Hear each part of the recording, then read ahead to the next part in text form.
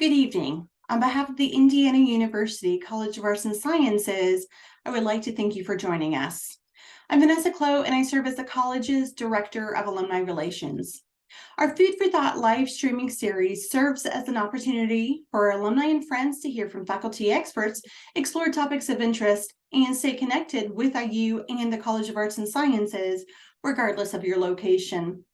On April 8th, 2024, North America will experience a total solar eclipse, which will pass over numerous states and countless locations, including the Indiana University campuses in Bloomington, Indianapolis, Kokomo, Richmond, and Columbus, Indiana. In collaboration with the IU Alumni Association, we are delighted to bring you a special series about this astronomical phenomenon. Tonight's presentation will offer insights into common myths and mistakes to avoid when safely viewing a total solar eclipse. At this time, I'm delighted to introduce this evening's featured presenter from the IU School of Optometry, Assistant Professor Dr. Cheung. Dr. Cheung teaches in the classroom and in the clinic as an attending optometrist at the Atwater Eye Care Center here on the IU Bloomington campus, where he practices full scope optometry. In his capacity, he also trains optometry residents as the primary care residency coordinator. Following his talk, Dr. Cheung will be joined by the college's Assistant Dean for Research and Director of Science Outreach, Dr. Joanne Tracy, for the audience Q&A session. You can submit your questions at any point during this evening's discussion. Simply click on the Q&A tab located in your webinar toolbar. Hover your mouse over your screen and your toolbar should appear. Closed captioning is also available. Now it is my pleasure to welcome Dr. Cheung for his presentation. Thank you. Well, thank you, Vanessa, for the introduction and for having me. And thank you for everyone for joining in this webinar about eye safety and viewing the upcoming solar total eclipse on April 8th. So as Vanessa mentioned, I am an optometrist and a faculty member here at the School of Optometry, where I teach and see patients, and I've been practicing for almost a decade now. And I've seen a handful of cases where my patients damage their eyes using unsafe methods of viewing the sun, which can have permanent consequences. And so if permanent damage occurs, there is no cure or surgery to fix it. So as an eye doctor, education and prevention are my goals for tonight. And I want everyone to have a great time viewing and experiencing the upcoming total solar eclipse, but doing it in a safe way and protecting your eyes. So tonight, I'm going to cover how you're going to safely view the eclipse through direct and indirect methods, what makes eclipse glasses or solar viewers safe and special, and the consequences of solar damage to your eyes. Lastly, I'll go over some tips to prepare for the eclipse, as well as additional online resources that you can access, which could be useful to share with your friends and family. So to start with, there are different types of solar eclipses. And if you saw Dr. Katie Pilichowski's webinar last month, then you already know about these and the science behind how these occur. So I'm not going to go into very much detail about these. If you missed that webinar, it is recorded. You can find it on the IU College of Arts and Sciences YouTube channel. So last October, we had a partial eclipse through the Midwest and an annular eclipse through the Southwest of the United States. This occurs when only part of the sun is covered by the moon. An annular eclipse is a specific type of partial eclipse, sometimes called the ring of fire. And anytime you are viewing a partial eclipse, safety eyewear must be worn to protect your eyes from the sun. So what's special about the April 8th solar eclipse is that we'll get the chance to see a total eclipse, depending on where you are in North America. So those of us in Indiana are lucky because Indiana is within the path of totality. So for many of us, we'll get the chance to see a total eclipse if we have good weather. Those outside of the path of totality will only see a partial eclipse. And so here's just a list of a few cities within the state of Indiana that will be in the path of totality where you'll be able to see the total eclipse. Parts of northern Indiana, for example, will be outside of path of totality, and they will only see a partial eclipse. So as an eye doctor, my biggest concern is solar retinopathy, which is a condition caused by excess levels of harmful solar radiation that damages the retinal tissue in the back of our eyes. It's actually never safe to stare at the sun directly without proper safety eyewear, but most of us go about our daily lives knowing the sun is up there, but we don't stare at it. We normally don't have a reason to unless you're going to look at the sunrise or sunset, and staring at the sun during those times can also be dangerous after repeated exposures without proper safety eyewear. But during a solar eclipse, now everyone has a reason to look up at the sun and stare at it. So it's really important to educate our communities on the dangers of sun gazing without proper safety eyewear, because this is a public health issue. Here is a map of the United States with the path of the total eclipse overlaid. This map is made by NASA, and you can find this on their website. The path of the April 8th eclipse begins in Mexico's Pacific coast. It's going to travel across the United States, and it's going to exit at the Atlantic coast of Newfoundland in Canada. And so the dark band going across North America, that's the path of totality. This map gives you the expected time of totality in each time zone. And so for us near Indianapolis, we should expect to see totality just after 3 p.m. And anywhere outside of this path, we'll see varying degrees of a partial eclipse. And so that's what the little percentages are on the very edges of this map. That's corresponding to each of the gray lines. The percentage number tells you the maximum partial obscuration, or how much of the sun will be covered by the moon at the peak of the eclipse if you live near one of those gray lines. So how do I know if my city will be in the path of totality? And if it is, how do I know when to pay attention? And so this interactive map from NASA's website is a really great resource for you to find out. Throughout this presentation, I'll be sharing a series of links, and also towards the end of the presentation as well. And so all of the links from this presentation will be available as a PDF on the IU School of Optometry website for you to download and share. And I will show you at the end of the presentation of how to access that information. And so if you click into this interactive map, you can zoom in and see which cities are within the path of totality. Here in this pinkish color band is the path of totality, and the blue line in the center of the path, the blue line is the center of the path, and the red lines on either side are the edges of the path. And so the closer you are to the center of totality, the longer the duration of totality will be, with the maximum being about 4 minutes. And so if you're outside of the red lines, then you are not in the path of totality, and you will only see a partial eclipse. So in this interactive map, you can also search cities. So if I type in Bloomington, it'll tell me whether the eclipse will be total or partial. And so in this case, it's total, pointed by the black arrow there. And so it also provides links to additional information about that city. So we click on that very first link there where it says, click here to see the Bloomington City page. You'll see this table of information about Bloomington. So here you're going to find the time when the partial phase of the eclipse begins at 1:49 p.m., when totality will begin, which is at 3:04 p.m., how long totality will last for, which is 4 minutes and 2 seconds. What's not included here is the partial phase ending, which is at 4:22 p.m.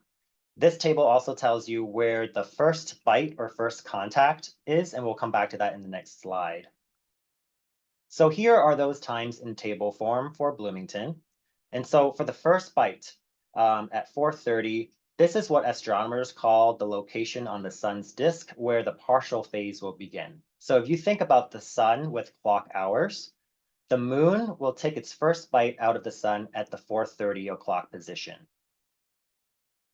If you look up a city like Indianapolis, this is the information you'll see, and it looks very similar to Bloomington.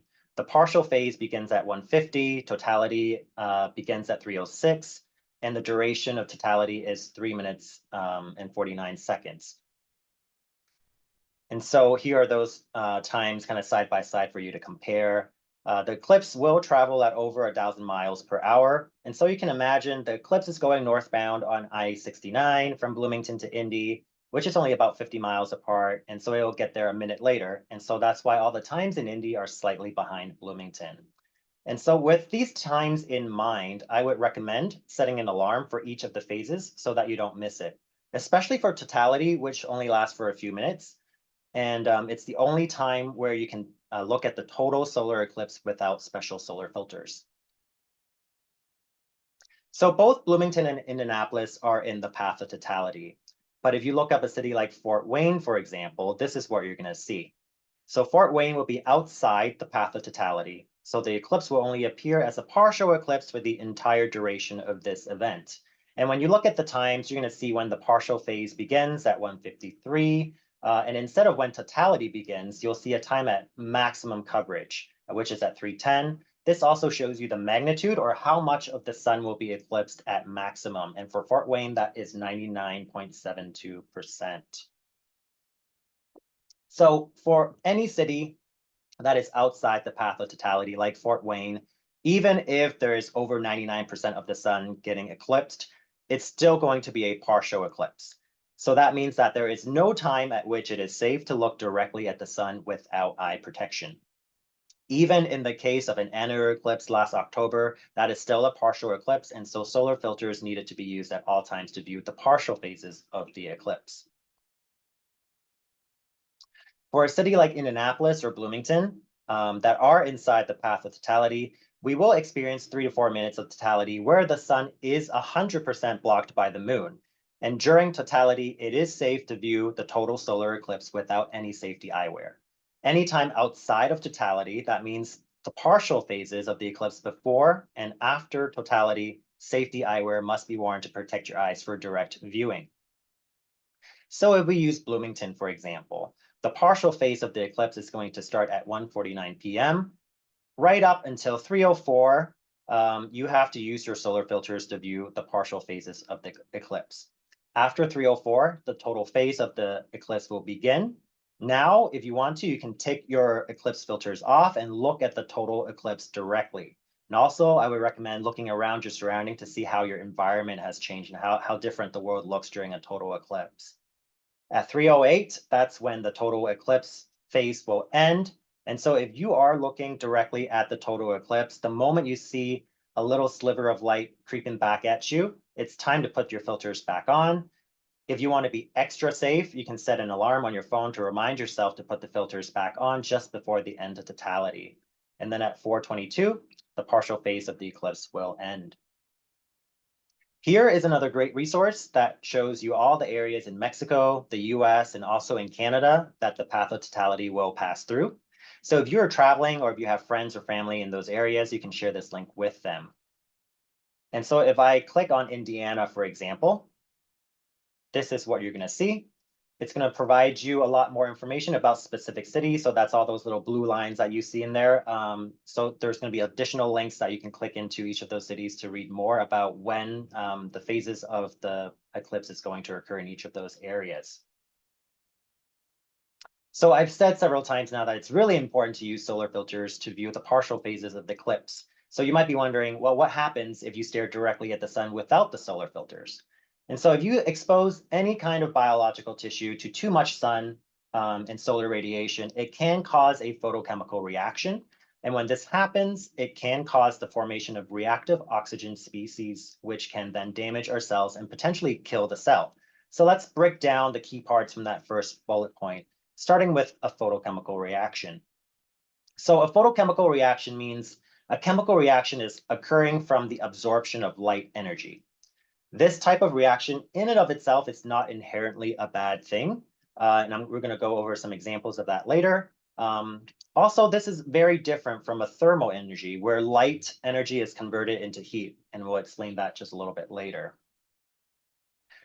So when too much ultraviolet energy from the sun is absorbed into the biological tissue, it can cause the formation of reactive oxygen species, or ROS. Reactive oxygen species are a group of highly reactive molecules that can damage our cells and cellular structures, including our DNA. And if a cell suffers enough of this oxidative damage to a point where it can no longer repair itself, then that cell will die. And so in our case, we are most worried about the retinal tissue in the back of our eyes that help us see, specifically the photoreceptors, which we'll go over more shortly. But these cells don't regenerate or divide. So once they're gone forever. And so that could result in permanent damage to our eyes and vision.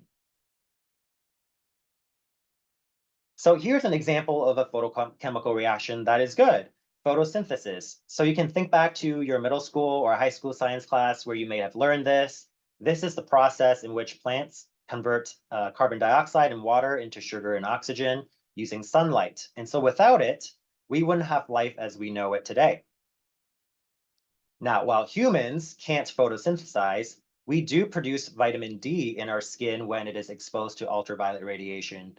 And so vitamin D has a lot of different roles in our bodies, from development and maintenance of our bones to regulation and cell growth cycles to our immune function and metabolism, to just name a few. So a healthy amount of sun exposure is very good for us. But too much of a good thing can be a bad thing. And so too much sun can cause solar erythema, or what we commonly refer to as a sunburn. Getting a sunburn is probably the most common photochemical injury that we collectively experience as human beings. And so this happens when we have excess exposure to UV radiation to our skin. It could be from the sun or from a tanning bed. The duration and intensity are the main factors, and these can vary based on many other factors, like the time of day, which changes the intensity of the sun depending on where the sun is in the sky. If you're taking medications like tetracyclines or Accutane, these medications make our skin much more light sensitive and more prone to burning. Whether the sky is clear or cloudy, but as we know, you can still get burned on an overcast day. Areas that are high in altitude or areas with ozone depletion will also have a higher UV radiation. Skin typing is also really important. The lighter the skin, the easier that it's going to be burnt from sun exposure. And if you're wearing UV protection, the strength of the UV protection is important. It's generally recommended to use a minimum of 30 SPF or sun protection factor. Photokeratitis, also known as snow blindness, is another example of a photochemical injury. It's like getting a sunburn, but on the very front part of your eyes in the clear part called the cornea.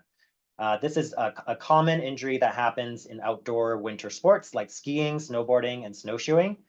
What happens is that the sunlight and the UV radiation bounces off reflective surfaces like snow and ice and then into our eyes. And so UV protection is really important for these activities. You can also get this during sun gazing as well, or from reflections from other sources like sand or water.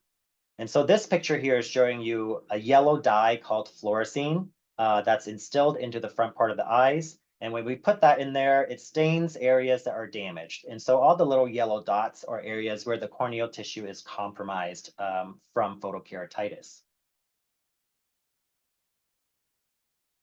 So solar retinopathy is the condition that we are most concerned about from eclipse viewing. So it's also sometimes referred to as eclipse retinopathy. And so this can also occur from laser pointers and welding without protective eyewear. And the damage to the retina and to our vision, it could be temporary or it may be permanent depending on the severity. The damage from the UV radiation begins at a molecular level and can eventually cause the cells to blister and fragment, which causes the cell to die. And after sustaining the damage, you may not notice any changes to your vision until hours or even days after the unsafe sun viewing experience. Also, the back of our eyes has no pain receptors, so you can't feel any pain while the damage is occurring. Like I mentioned earlier, there is no cure or treatment for this condition. And this damage to our vision has actually been known for over 2,000 years. Even Plato warned against directly viewing the sun in 400 BC, but we still get new cases today despite that. Galileo, who is the father of astronomy, he studied the sun a lot through telescopes, and he also suffered from solar retinopathy from that.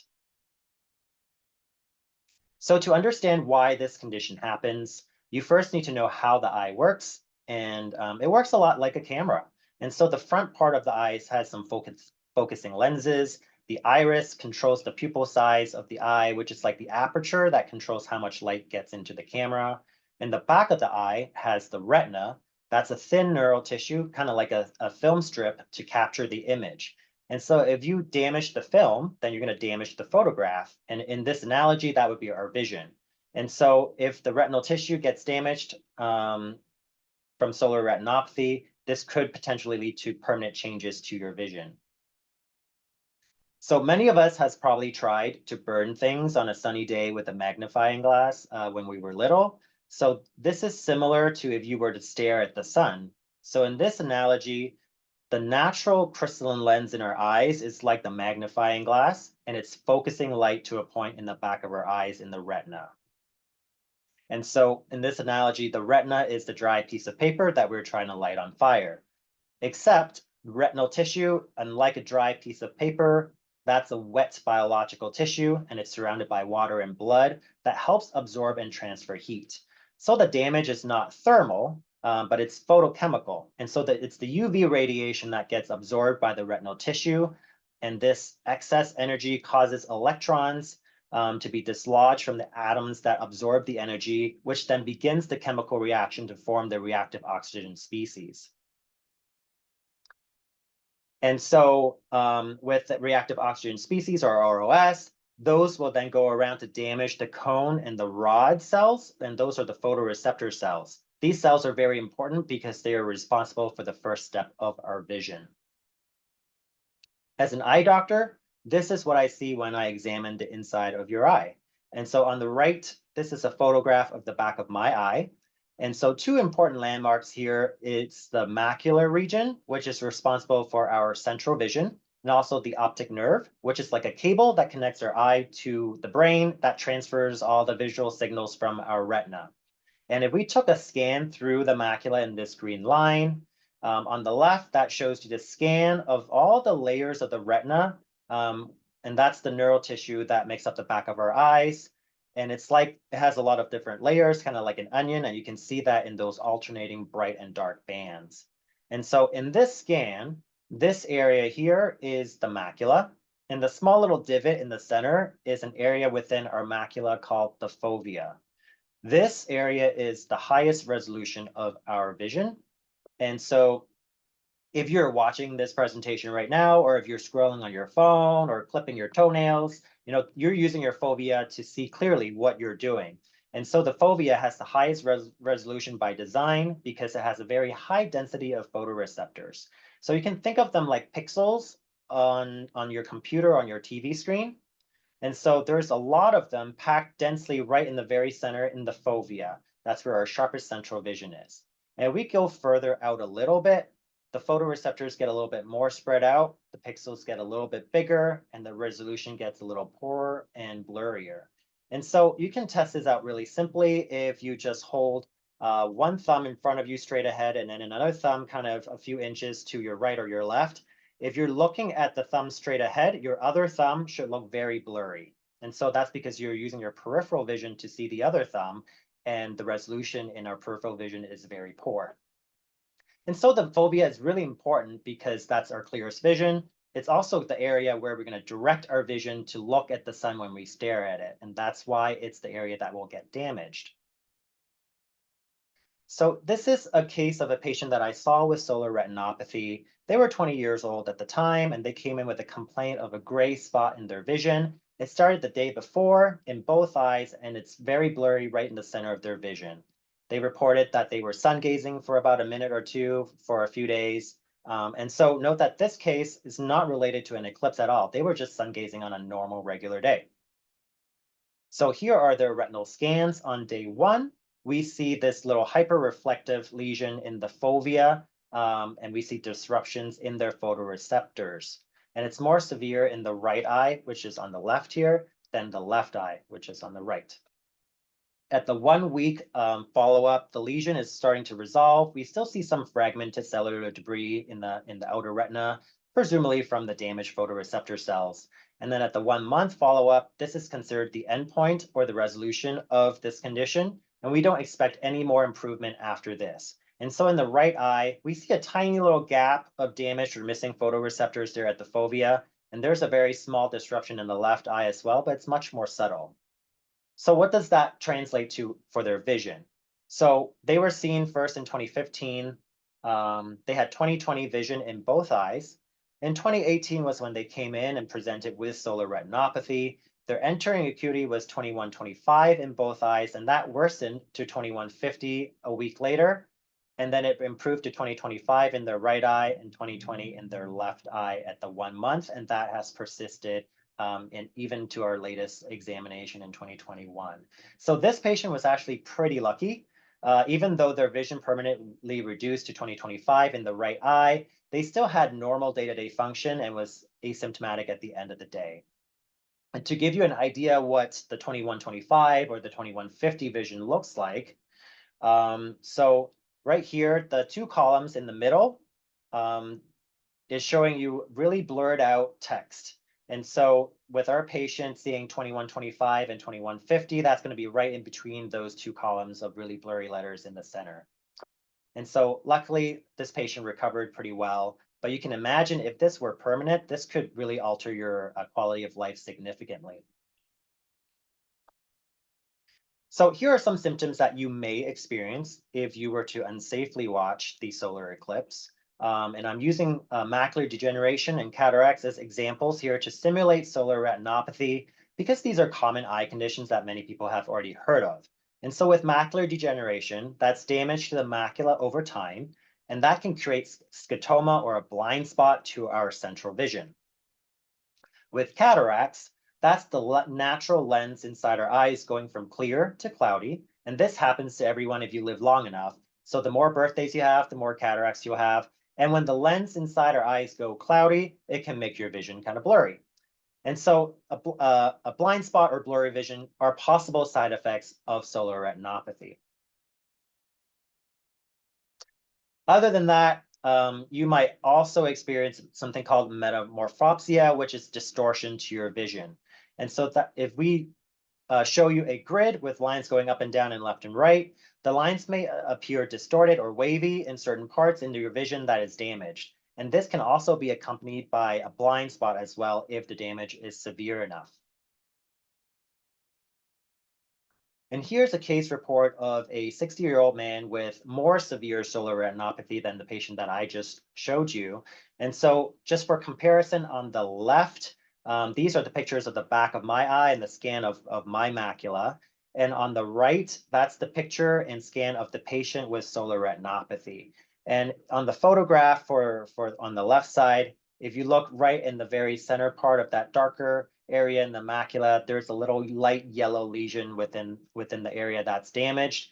And corresponding to that, if you look at the scan underneath it, you see that there's actually a whole section of the foveal photoreceptor cells that are missing in that area, which is reducing this patient's vision permanently. So how do we prevent solar retinopathy and view the solar eclipse directly at the same time? So we have to use solar eclipse filters that meet the International Organization of Standardization, or IOS, requirements for sun viewing. And the designation for that is ISO 12312-2. And so these usually come in the form of a small handheld filter or as a pair of eclipse viewing glasses. And so these filters will block visible light, ultraviolet radiation, and also infrared radiation to a safe viewing level. It is never safe to view a partial eclipse directly without filters, with the exception of totality.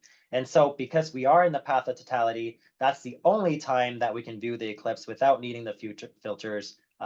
It's during when totality occurs, and then making sure that you put the filters back on when totality ends. Here are some examples of eclipse viewers and eclipse glasses. So make sure you check the labeling for the ISO 12312-2. Sometimes it's written as 12312-2:2015. And so just because a viewer has that printed doesn't necessarily make them safe. There are some fake vendors selling fake filters online. So if you are buying Eclipse viewers, make sure that you're purchasing it from a reputable vendor. You can visit the American Astronomical Society website to check out their list of reputable vendors, and I'll provide that at the end of the presentation.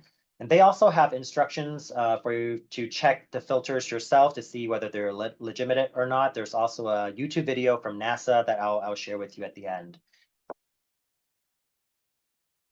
And so I've got a question recently about which way do you look through the filter? So technically there is a front and a back. The preferred method is that you use, so the front of the filter, it's going to look shinier. It's also going to have the designs or the logos facing that way. So that side should face the sun. The side of the filter that looks a little bit duller, and also the side of the viewer with the instructions, that's the back. And so that's the side that should be facing your eyes. However, it's actually safe to view the eclipse through either side, so it doesn't really matter, but the preferred method is just what I mentioned there. If you do wear glasses, wear the Eclipse glasses over your glasses, or hold the handheld filter, the handheld Eclipse viewer over your glasses. And so this is what I meant earlier. So these are the solar viewers that we got at the School of Optometry in partnership with Monroe County Public Library. And so the logo is on the front there, and you see that the filter is shinier on that side, and on the back that has all of the instructions, and you can see that that side of the filter looks a lot duller. And if you have children or elderly viewing the Eclipse with you, this here is a do-it-yourself or DIY project that you can consider for some extra protection. So young children and older individuals may have less dexterity in their hands and fingers to properly hold on to a handheld viewer or putting on the Eclipse glasses. And so you can make this face mask. This makes it much harder to accidentally look outside of the filter or have the Eclipse glasses slip off. So especially for very young children with smaller heads where the Eclipse glasses may not fit as well. And I saw this posted by the Ferdinand Library, so shout out to them for raising public awareness for this. The instructions can be found in the My NASA Data link provided there. But just quickly to go over the instructions. For materials, you're going to need the ISO approved solar eclipse viewers. You're going to need a paper plate, some scissors, clear tape, and then a pencil, a pen, or marker just for marking things. So first step, always inspect your solar viewers for damage like scratch or dents before using them. And then you want to select the paper plate that's size that fits the face. And then with the plate facing upwards, you're going to place the Eclipse glasses in the middle of the plate, and then you're going to trace the outline of the Eclipse glasses. Once you've marked the location, try to not touch the lenses of the Eclipse glasses, or you're going to get smudges or fingerprints on them.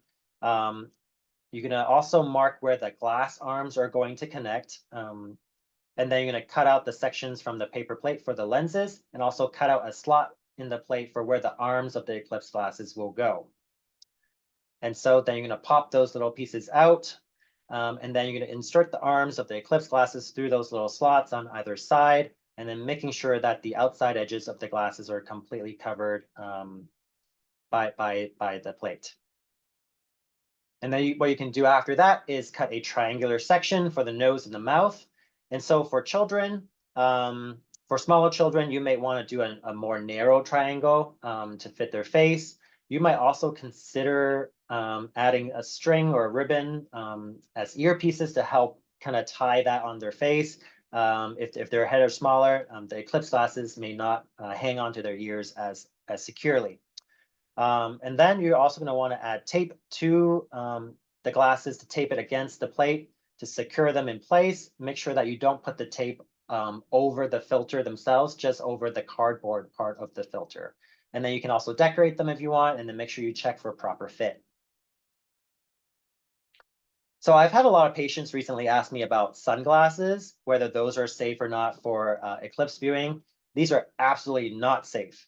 So please do not think that sunglasses, just because they look dark, will protect your eyes from direct viewing of the sun. And so this chart here is showing you the difference for your eclipse viewers. They're going to limit the transmittance of visible light, as well as UVA and UVB radiation, to a maximum of 0.0032%, and also for infrared radiation to a maximum of 3%. For sunglasses, the transmittance of light and UV radiation is anywhere between 1% to 100%. And I actually could not find any information about infrared radiation protection in sunglasses. And so eclipse viewers are hundreds of times, oftentimes 1,000 times darker than even the darkest sunglasses. And so that's why eclipse viewers are safe to look directly at the sun, because of these standards. As a side note, if you have welding glasses already, a shade level of 12 or higher is also considered safe. However, levels 12 and 13 can be uncomfortably bright for some people, so shade level of 14 or higher is generally recommended. So here are some common items that people have thought could protect their eyes while looking at the sun, but do not actually have any protective measures. So that includes sunglasses, smoked glass, photofilm negatives, X-ray films, polarizing films, neutral density filters, and also damaged eclipse viewers. And so these are not safe. And so when you do get a solar viewer or eclipse glasses, first thing, again, always check for damage. If it looks torn or dented or scratched, or it looks like it's falling apart, don't use them. Just throw that away and get a new one. If it's dirty, like if you got fingerprints all over it, you can clean it with a dry, soft, non-abrasive tissue or cloth. The American Astronomical Society does not recommend using any kind of water, glass cleaners, wet wipes, or other solvents or liquids, and since that can damage the paper packaging and dislodge the filter potentially. And also, if you have an old filter, just make sure that it is a modern filter with the ISO 12312-2 labeling on it. You may have already saved yours from the 2017 Eclipse. So just make sure that it's still in good shape. So these filters, these modern filters do not expire, so you can reuse them as many times as you want. And you can also save it for the next eclipse, just store it in room temperature in a protective case to prevent it from getting scratched or dented in any way. If you don't want to keep your filter anymore after this event, a lot of local astronomy clubs will take donated filters. So if you don't have an eclipse filter, you can view the solar eclipse indirectly.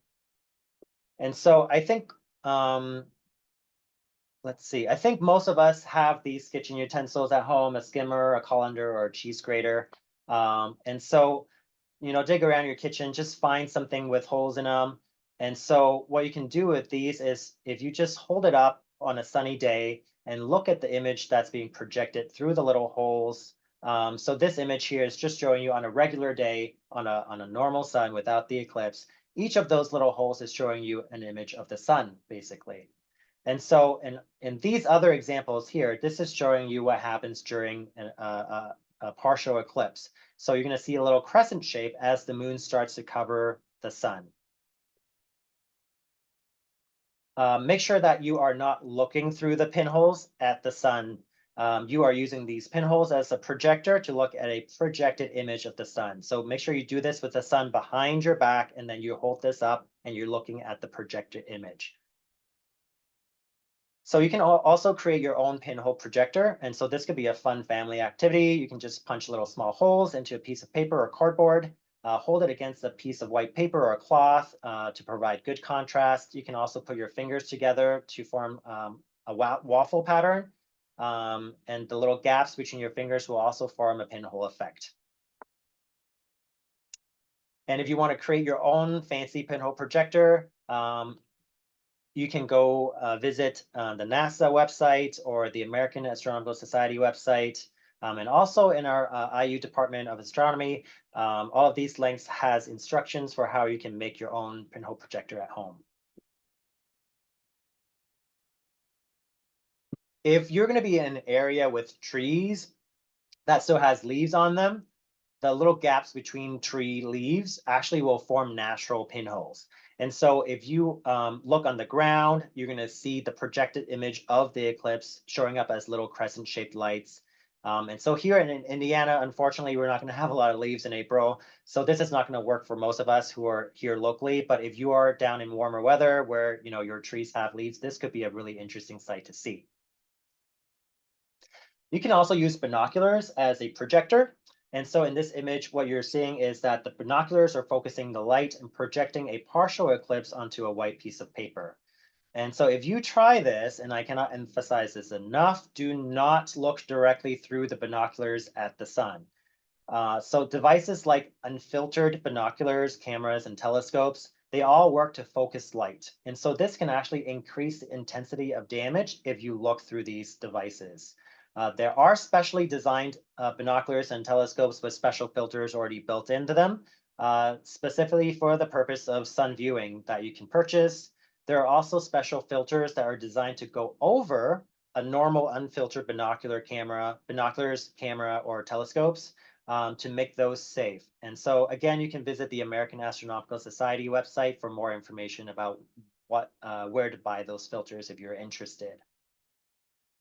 Lastly, you can also live stream the eclipse. So conveniently, our very own astronomy department will be live streaming the eclipse through the Kirkwood Observatory. And so you can watch this from the comfort of your own home, or if you're outside of the path of totality, you can watch it through here and join us online. So hopefully weather will cooperate for us. But even if we have cloudy weather, there will be other organizations that will be live streaming like NASA did last fall for the 2023 solar eclipse. So I'm pretty sure that they're going to do it for this one as well. So just a few tips to get you prepared. You may be spending a long day outside. Wear sunscreen and stay hydrated. Pack some food with you. And if you have kids with you on the road, pack some extra food and some entertainment for them as well. Make sure that you pay special attention to children and young adults, and make sure that they're using their eclipse viewers properly and wearing their eclipse glasses properly to avoid potentially some lifelong consequences if they do damage their eyes. For locals who are living near or within the path of totality, expect higher than normal car and foot traffic. There's going to be a lot of visitors arriving as early as Friday to spend the weekend before the eclipse and then start filtering out around Tuesday. And so hotels, restaurants, visitor attractions, all of these will be busy. So plan ahead and avoid these areas in general if you can. The population in your area may double or even triple. And so in Bloomington, we are expecting an influx of 300,000 visitors. And I heard that we're expecting about 1 million visitors up in Indianapolis. And so with all of these people flooding in, some key resources may run low. And so I would consider doing groceries just a few days before the eclipse, as well as getting gas if you're low, if you're going to need to use the car the next week. And so when I say this, I don't mean go buy a year's supply of toilet paper. That's, it's not an apocalypse. We just need stuff for about 4 or 5 days until the crowds of people just start to fade out and clear out over Tuesday and Wednesday of that week. So don't go crazy. Just get what you need for a few days. That's all you need. And then buses and public transit like Uber and Lyft may also be running behind, or some may not be running at all. So if you depend on those services, make sure you check ahead of time to make sure that those services are available to you. And with the added traffic, it's also recommended that you avoid scheduling appointments and meetings on that day if possible. If you do have to go to work, allow some extra time for travel. And after your eclipse, expect roads to be gridlocked for several hours as people are all trying to leave that area. And lastly, just be patient and be kind. And if you are going to be on an IU campus, make sure that you have your IU notified up to date so that you're able to get any alerts throughout the day as those occur. So just a few last minute pearls. So when you get your solar filters or eclipse glasses, always first thing to do is check for damage prior to using them. If they are damaged, then they can compromise the safety to protect your eyes. So if you see any scratches or dents, don't use them, get a different one. You can check your solar filters to see whether they meet the ISO requirements for solar viewing. The American Astronomical Society has recommendations on the website. But in a nutshell, basically, when you're looking through the solar viewer, you should only be able to see something similarly equally bright as the sun, like the reflection of the sun, or a bright bare incandescent or a halogen light bulb, or a bright white LED light like on your smartphone. If you see an ordinary light through the filters, like a shaded lamp or a common household light fixture that is not a bare bulb, then those are not safe. You can also look up this YouTube video from NASA's YouTube page called "Find Out If Your Eclipse Glasses Are Safe." They actually walk you through exactly what to do and what things will look like to check if your eclipse glasses are good to go. If you have an unfiltered camera, telescope, or binoculars, do not look at the sun through these. They can focus light and actually magnify the level of damage to your retina. And sunglasses are not safe. In fact, it can actually give your brain the perception of shade, which causes our pupils to dilate and become bigger to let more light in, and that can actually increase the damage over time. And so there is only one time when it is safe to view the eclipse with the naked eye, and that is during totality, when the sun is 100% covered by the moon. And so make sure you put your viewers back on when totality ends to protect your eyes. Here are some additional resources if you're interested. The Indiana Optometric Association website has more information and also some brochures for the public that you can download. The American Optometric Association also has a lot of information on their website. And here at the IU School of Optometry, I also made brochures that for our patients, and these are also available for download and for sharing. There's one version with QR codes meant for print, and there's one version with clickable links meant to be used online. There's also a link in here with an interview where I go into a lot of the information that I already talked about from this presentation that you can share with friends and family if you'd like. The American Astronomical Society is a wealth of information, and so you can learn a lot about eye safety there. If you plan on getting filters, you can go through, or you can look through their list of reputable vendors. They also have instructions for making your own pinhole projector, and like I mentioned earlier, instructions for checking if your viewers are safe to use. They also have a link for an app for your smartphone for helping remind you the times of totality, as well as taking pictures with your smartphone. NASA also has a ton of information and also their interactive map on their website. And then IU has a lot of resources as well. You can go to their Eclipse link there. The IU Department of Astronomy, their website also has a lot of information and the link to the live stream. There's also the upcoming Science Fest on April 6th. And so that Science Fest is hosted by the College of Arts and Sciences here at IU Bloomington. And so this year, the activities are all focused around the science of solar eclipses. And so this is a free event to the public. It's going to be a fun thing for the whole family. So you can stop by and also grab a free solar viewer at this event. If you are near or in Bloomington, Wonder Lab, which is our local science center, museum will also have a lot of different eclipse activities. They also have solar filters for purchase. Last I checked, they were about $3 each. So if you're not within the Bloomington area, check with your local science centers or museums. They should have solar viewers available to the public. And as a side note, most public libraries will also have eclipse viewers for their community. So we here at the School of Optometry partnered with the Monroe County Public Libraries. And so they have a bunch of viewers available to the public as well. So you can stop by the library for a free viewer. The Indiana Department of Homeland Security, as well as the Department of Natural Resources, also has additional information if you want. And just for fun, I added some links down there for shooting solar eclipse photos and videos, and also the apps for the smartphones.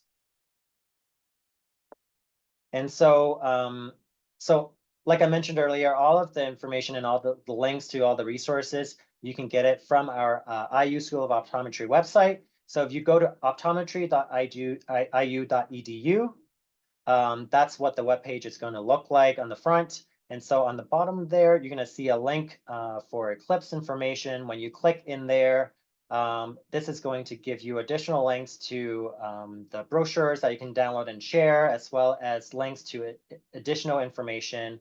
So that's what the brochures will look like. You can print these, you can share them online, send them to your friends and family. And then the PDF will look like this with all of the links that I had described from this presentation. That's available there as well, and a lot of other information on there that you can peruse. So that's the end of the presentation. Thank you for your time this evening. I hope you found this talk helpful and that you feel more prepared about what to do and what not to do during the eclipse, so that you and your friends and your family can safely enjoy this once-in-a-lifetime celestial event right here at home. And so with that, I will leave you with some fun puns. And so while you read those, I'd like to thank Vanessa for having me tonight. And then I'd like to invite Dr. Joanne Tracy on for our Q&A session for this presentation, and I look forward to answering your questions. Hi, Han. Thank you for the great presentation. We have a question from Mike, who's asking which county website got the shout out? So it's the Ferdinand Library. I don't actually remember what Which county that county? is. I can do a quick Google search. I would personally, I like to give a big shout out to Boone County because for the best motto ever, get mooned in Boone. It's pretty great. So according to Google, this is the Jasper Dubois County Public Library. Okay, It's one of their branches. awesome. Thank you. So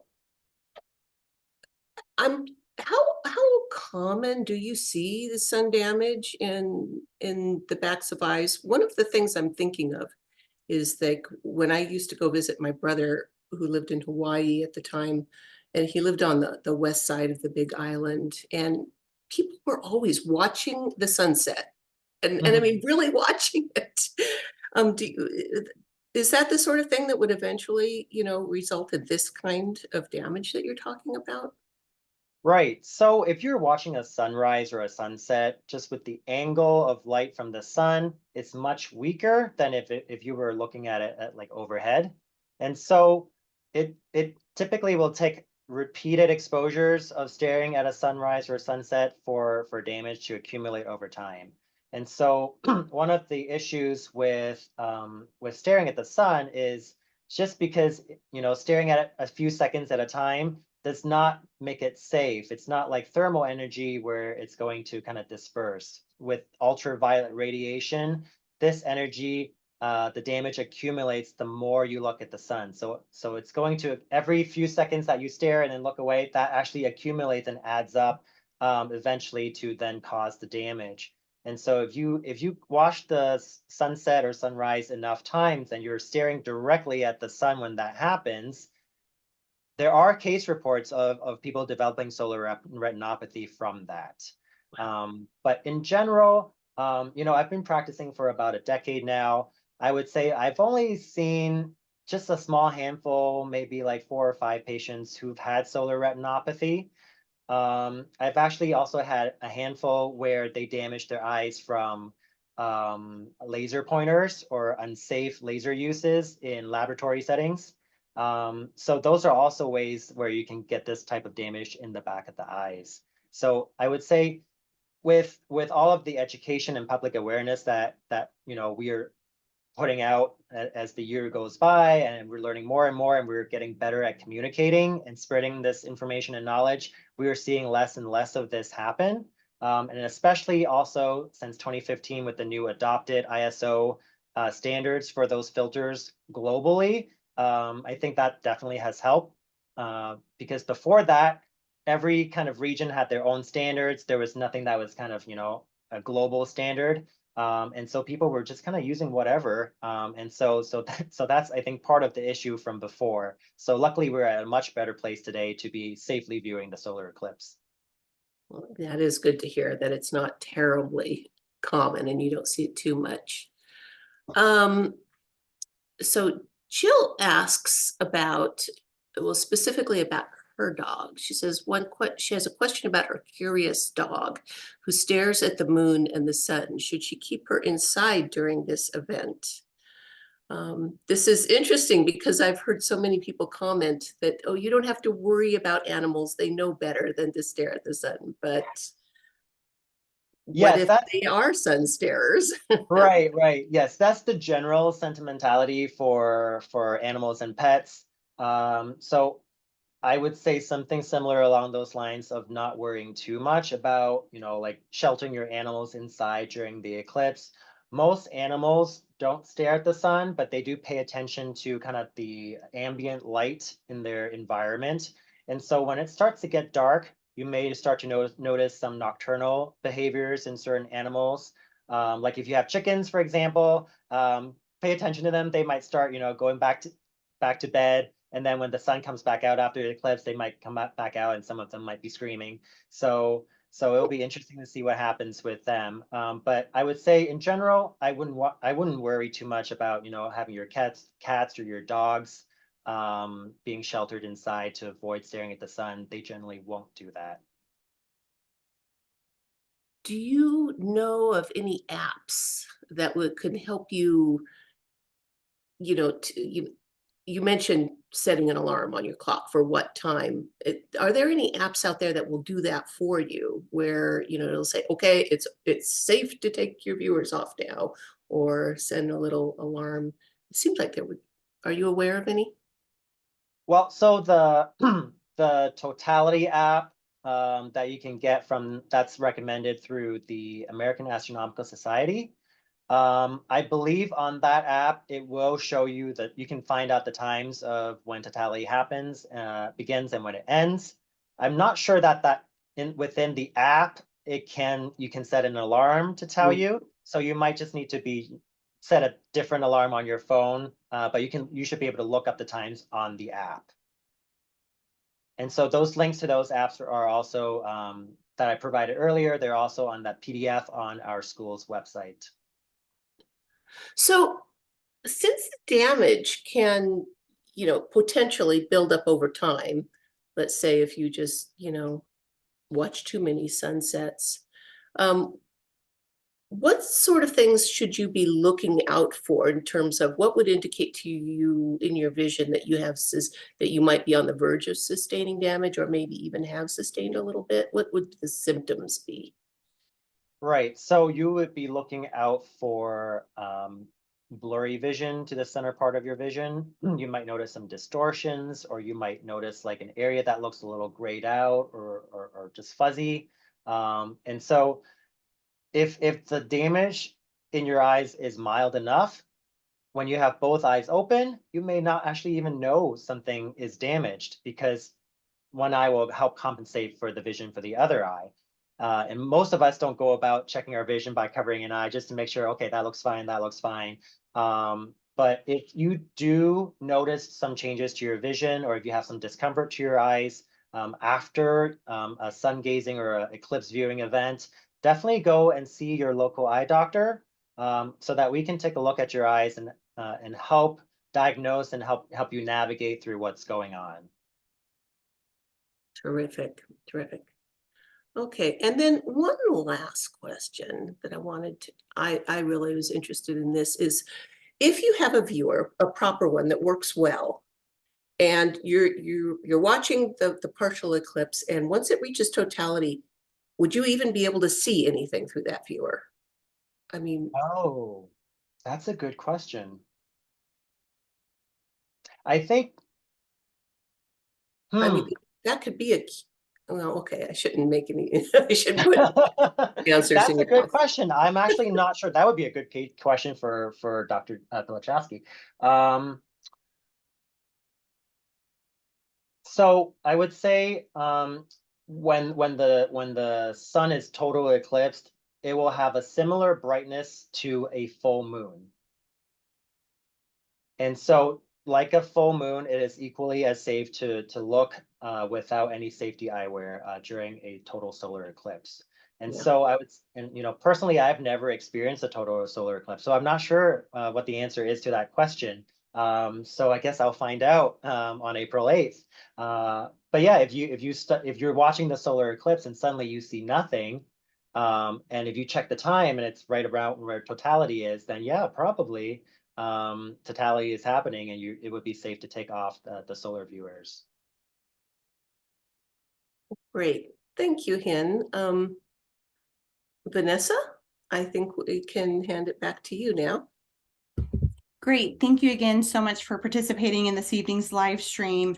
I would like to personally thank Drs. Cheung and Tracy for their time and expertise. We are grateful to you all. Finally, I should acknowledge that events like this would not be possible without the support of donors who understand the value of a liberal arts education. If you would like to support programs like tonight's presentation or other opportunities that connect alumni and friends with the College of Arts and Sciences at Indiana University, please consider making a contribution to the IU Bloomington College Alumni Engagement Fund at the Indiana University Foundation. We hope to see you next time. Until then, take care. Good night, everyone.